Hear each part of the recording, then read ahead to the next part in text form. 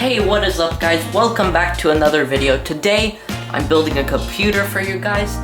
Okay, components include Ryzen 3 3100, G.skill Ripjaws memory, 3200 speed at 16 gigs, then the B550M Pro 4 by ASRock. Then there is a GTX 1650 Super, EVGA 500BR, a H510 case. So let's get started. Grab your B550 motherboard, and now you take your Ryzen 3 3100, open it up, take the CPU out. There's a little triangle right there. And on the motherboard, there is a little dot on the top left as well. And you want to line those up. First you lift the retention arm, plop the CPU in, and then you lower the retention arm. And there you go, you've installed your CPU. Now, you take your CPU cooler. There you go, here's your CPU cooler. Take a Phillips screwdriver, you undo these bolts. Take these plastic parts, do not throw these away unless you upgrade your motherboard because you'll want these. Now you take your CPU cooler and you'll want to route it so the AMD logo is pointing towards your I/O. And bolt it down in a cross pattern. You don't want to tighten it down too much, because if you tighten that down too much, you'll overpressure the CPU and that could break it. Boom, done, that's it. Now, plug in your fan cable. It should be labeled CPU fan 1. So you want to connect it right here. There you go, and now you tuck it in. There we go, now it's tucked in.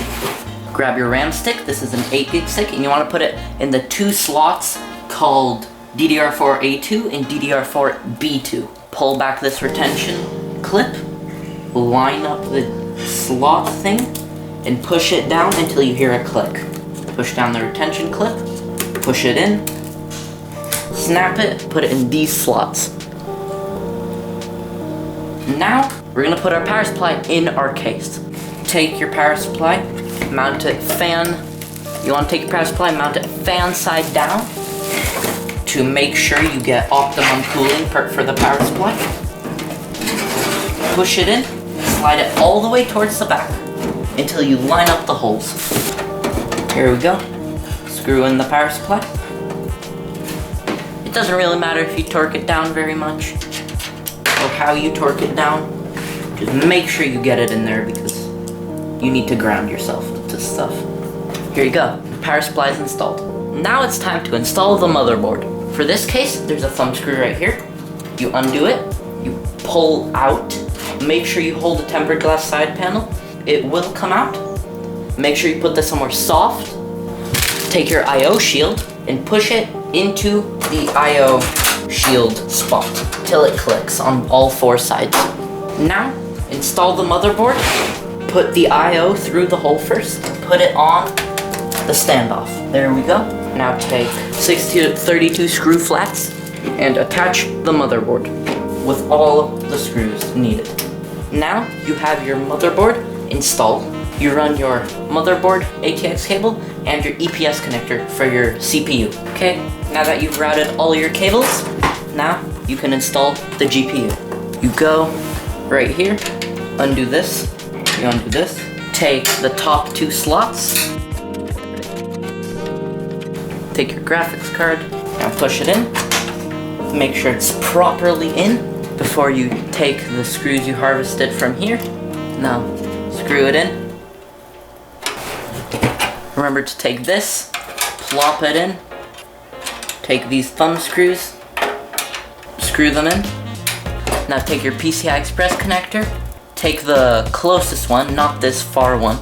Take this closest one, bend back these two extra pins, you don't need them because the 1650 Super only needs a 6-pin, and you plug it in, and then you route these back through the PSU.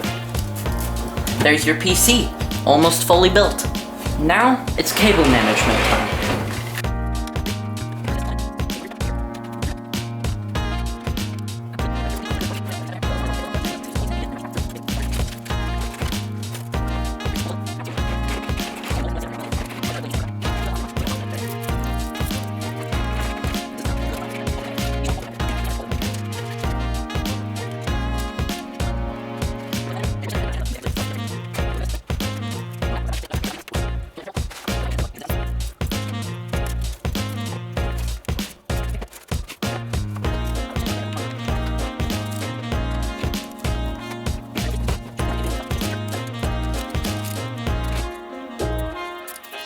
Okay, I've connected the DVI, I've connected my power cord.